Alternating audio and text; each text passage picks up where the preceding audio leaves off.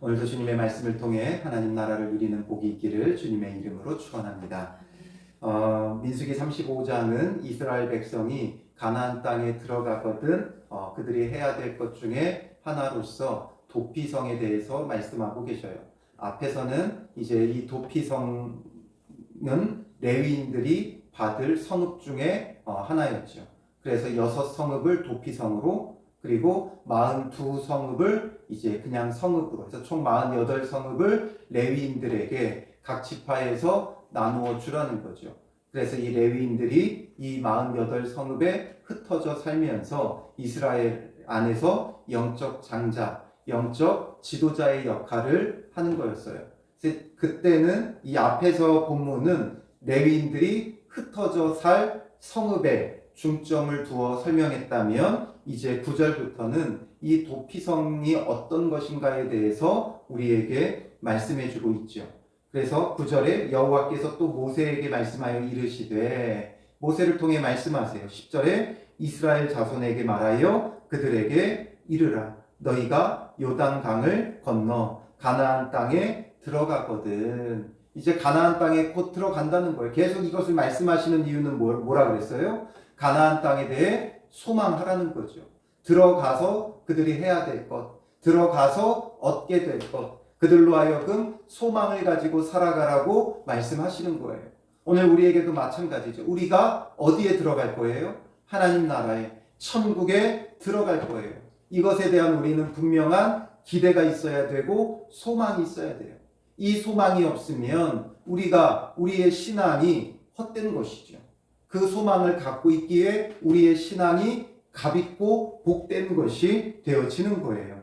그래서 들어가거든 11절에 너희를 위하여 성읍을 도피성으로 정하여, 도피성, 도피할 성으로 정하라 라는 거죠.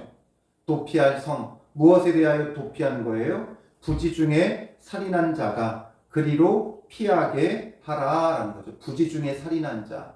부지 중에 살인했다는 건 알지도 못하게 어떤 실수로, 예를 들면 도끼로 나무를 패다가, 장작을 패다가 의도치 않게 이 도끼날이 날아가 버렸어요. 이게 도끼 자루가 부러졌든지 이게 시원찮았든지 도끼날이 날아가 이게 누군가에게 맞는 일이 발생한다 하는 경우, 이런 것이 바로 부지중이죠. 의도치 않게 우발적으로 벌어진 일들이에요. 뭔가 계획했다거나 어떤 마음의 의도를 가진 게 아니지요. 살아가다 보면 이런 일들도 발생할 수 있어요. 이런 일이 없었으면 좋겠지만 예기치 못한 이런 사고죠. 이런 건 사고, 사건이 아닌 사고, 이런 사고가 벌어지게 됐을 때 그리로 피하라는 거예요.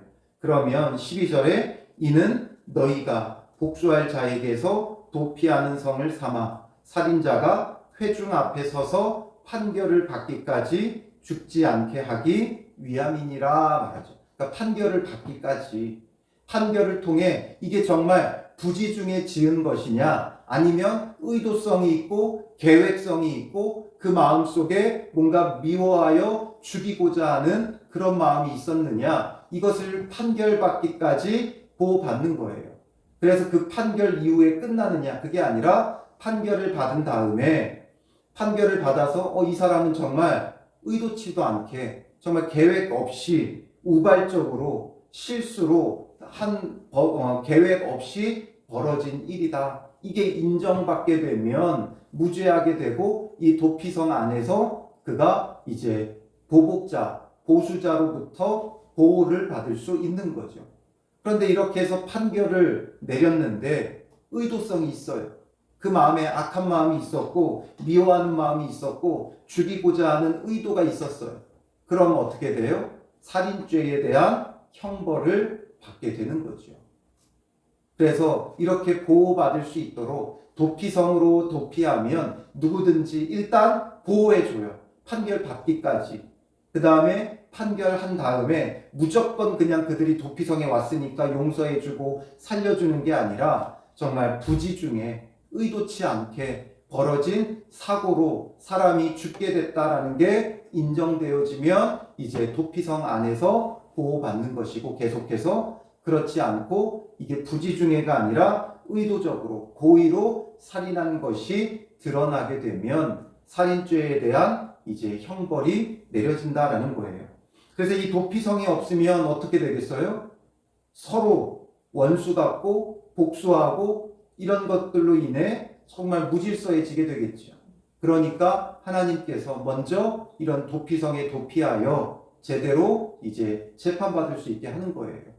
그래서 우리도 감옥 갔다 그러면 다 감옥 같지만 구치소가 있고 그리고 감옥이 따로 있어요. 구치소에 있을 때는 재판받는 동안에 이 사람이 도주할 가능성이 있다 하는 그런 사람들, 증거 인멸할 수 있다 하는 사람들은 일단 구속을 하죠. 그래서 구속을 한 다음에 재판을 받아요. 그래서 재판을 받아서 무죄면 풀려나는 것이고 죄의 형량이 정해지면 감옥으로 가는 거죠. 그래서 이런 것처럼 도피성 안에서 피하여 보호하는 이런 제도가 이미 고대 사회에서부터 하나님은 그의 백성들에게 주시고 이런 질서를 유지해 갈 수 있게끔 하셨던 거예요. 그래서 계속되는 이 도피성을 보면 13절에 너희가 줄 성읍 중에 6을 도피성이 되게 하되 세 성읍은 요단 이쪽에 두고 세 성읍은 가나안 땅에 두어 도피성이 되게 하라. 이 6성읍은 이스라엘 자손과 타인과 이스라엘 중에 거류하는 자의 도피성이 되리니 부지 중에 살인한 모든 자가 그리로 도피할 수 있으리라. 중요한 건 뭐예요? 부지 중에 살인한 자라는 거죠. 부지 중에. 그런데 부지 중에가 아니라 16절에 만일 철 연장으로 사람을 쳐 죽이면 그는 살인자니. 철 연장을 사용했다. 이건 죽일 의도성이 다분한 거죠. 연장을 사용했다는 건 다분하다는 거예요. 그러니까 그 살인자는 반드시 죽일 것이요. 17절에도 만일 사람을 죽일 만한 돌을 손에 들고 사람을 쳐 죽이면 이것도 의도성이 다분하죠. 그러니 이는 살인한 자니 그 살인자는 반드시 죽일 것이요. 또 18절에 만일 사람을 죽일 만한 나무 연장을 손에 들고 사람을 쳐 죽이면 그는 살인한 자니 그 살인자는 반드시 죽일 것이니라. 즉 나무라 할지라도 사람을 죽일 만한 나무 연장이라면 이건 죽일 의도성이 있다라는 거예요. 결국 20절에 만일 미워하는 까닭에 결국 그 의도가 뭐겠어요? 미워하는 까닭에 사랑이 없으니까 미워하는 까닭에 밀쳐 죽이거나 기회를 엿보아 무엇을 던져 죽이거나 악의를 가지고 손으로 쳐 죽이면 그 친자는 반드시 죽일 것이니 이는 살인하였음이라 말하죠. 그래서 이렇게 의도적인 사람들은 반드시 그 살인죄에 대한 형벌을 받아요. 그러나 부지중이었다면 그를 도피성으로 피하여 살게 하시는 거죠. 결국 이 고대 사회의 이 법적 질서와 제도가 오늘 우리에게 어떤 의미가 있느냐, 이게 사실상 중요하죠. 바로 이 도피성이 무엇을 우리에게 말해주고 있는 거예요? 우리가 어디로 피하면 우리는 살 수 있고 구원받을 수 있어요. 바로 예수 그리스도죠. 예수 그리스도의 예표적인 법이에요. 그래서 우리는 예수 그리스도에게로 피하면 구원받아요. 이 도피성 제도를 보면 6성읍을 두어 세 성읍은 요단 이쪽, 세 성읍은 가나안 땅. 즉 요단강을 기준으로 요단강 동쪽에 세 성읍, 요단강 서쪽에 세 성읍. 그래서 전국에 퍼져 있어서 어디든지 갈 수 있어요.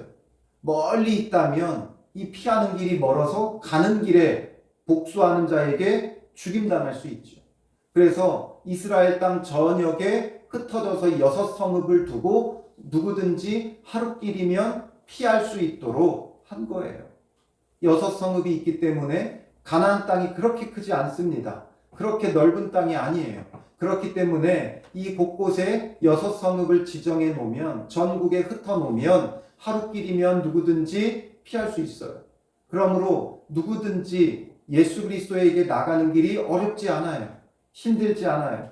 예수 그리스도에게 나아가면 돼요. 그 길이 어렵지 않아요. 복음이라는 건 어려운 게 아니에요. 어렵고 힘든 게 우리의 구원의 길이 아니라고요. 주님은 우리에게 쉬운 길을 주셨어요. 예수 그리스도에게 나아가기만 하면 돼요. 그리고 누가 나갈 수 있어요? 15절에 이 6성읍은 이스라엘 자손과 타국인과 이스라엘 중에 거류하는 자의 도피성이 되리니, 그 얘기는 누구예요? 이스라엘 백성이든지 아니면 이방인 타국인이든지 아니면 거류하는 자. 그러니까 이 지금 이스라엘 공동체 안에 들어와 있는 이주자들을 말하는 거죠. 그러니까 우리로 보면 다문화 가정 이런 사람들이에요. 그러니까 이 이스라엘에 체류하고 있는 자들. 그러니까 누구라도 가기만 하면 된다는 거예요.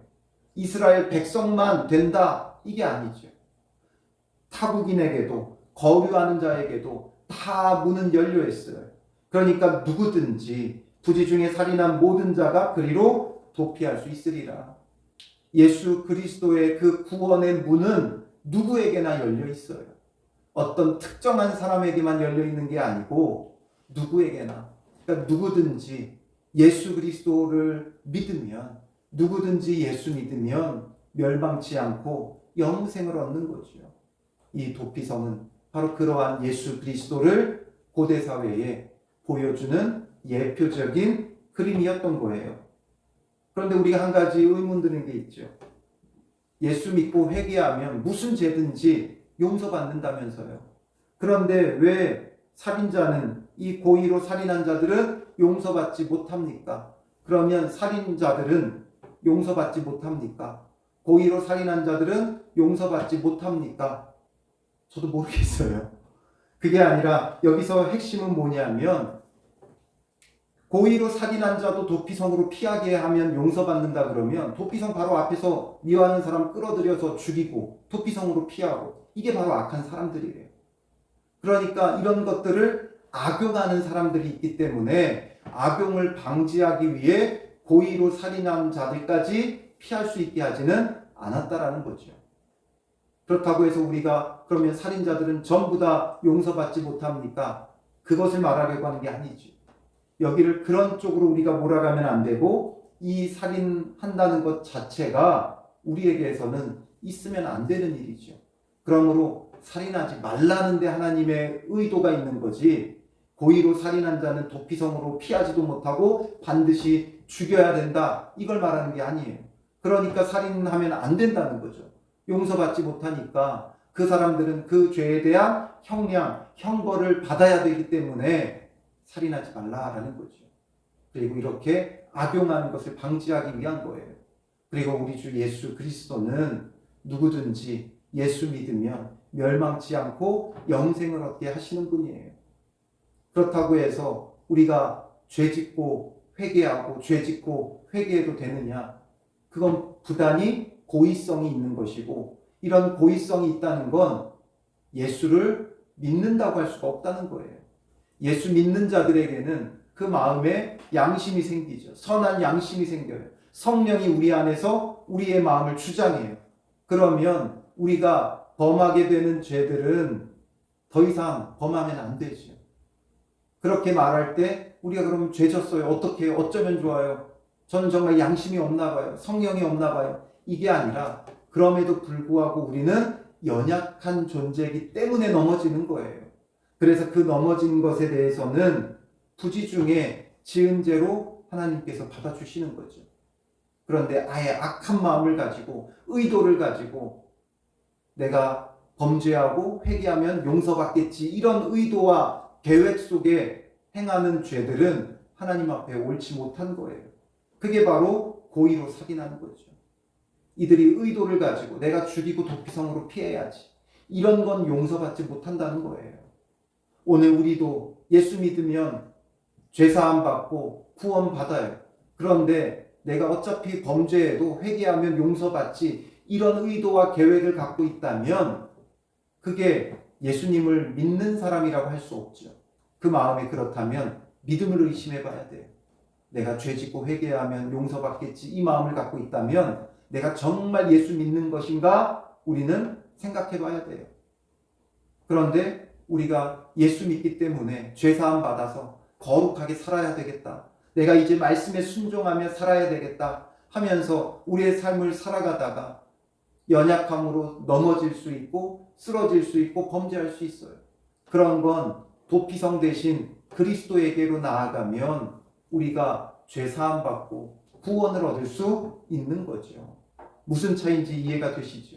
우리가 죄 짓고 회개하면 용서받는다는 의도를 가지고 죄 짓는 것과 주님 안에서 거룩하게 살려고 힘쓰다 보니 힘쓰고 있는데도 불구하고 연약하여 넘어진 것은 다르다는 거예요.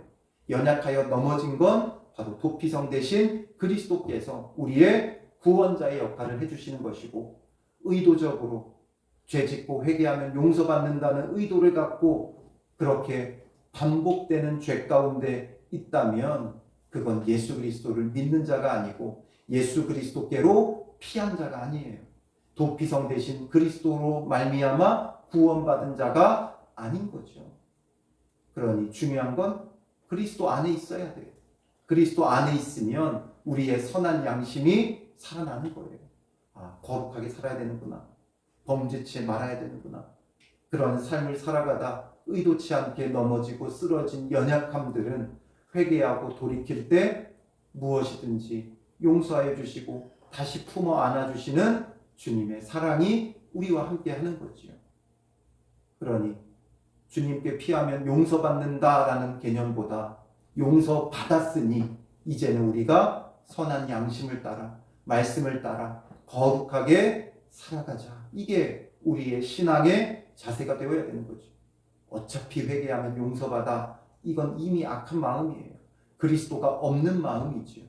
우리의 선한 마음으로 정말 주를 닮아가고 말씀을 사모하고 도피성 되시는 그리스도 예수 안에서 참된 구원과 평안을 누리는 믿음의 사람들 되시기를 주님의 이름으로 축원합니다. 기도하겠습니다. 살아계신 아버지 하나님, 출애굽한 이스라엘 백성들에게 가나안 땅에 들어가거든 도피성을 정하라고 말씀하시며 그리로 피하여 구원을 받게 하셨던 주님, 오늘 우리에게는 참된 도피성 되신 예수 그리스도를 우리에게 주셨사오니 예수 그리스도를 믿는 믿음 안에서 죄 사함 받은 우리가 그리스도 안에서 참된 구원과 안식과 평안을 누리게 하여 주시옵소서.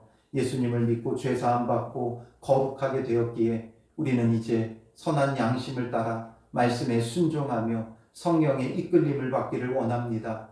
주님, 이 마음으로 하루하루 거룩한 마음으로 선한 양심으로 말씀을 사모하며 살아가는 믿음의 사람들 되게 하시고, 혹여나 우리가 주 앞에 거룩하게 살길 원하나 여전히 연약하여 실수하고 넘어질 때 낙심치 말게 하여 주시고 우리를 위로하시며 손잡아 주시는 예수 그리스도를 붙잡게 하시고 예수님을 붙잡고 우리 죄를 자백하고 회개하고 돌이키는 자 되게 하여 주셔서 온전히 주의 사랑 안에 거하는 믿음의 사람들 되게 하여 주시옵소서. 오늘도 우리의 도피성 되신 그리스도 예수 안에서 참된 구원과 안식을 누리게 하여 주실 줄 믿사오며 예수님의 이름으로 기도합니다. 아멘.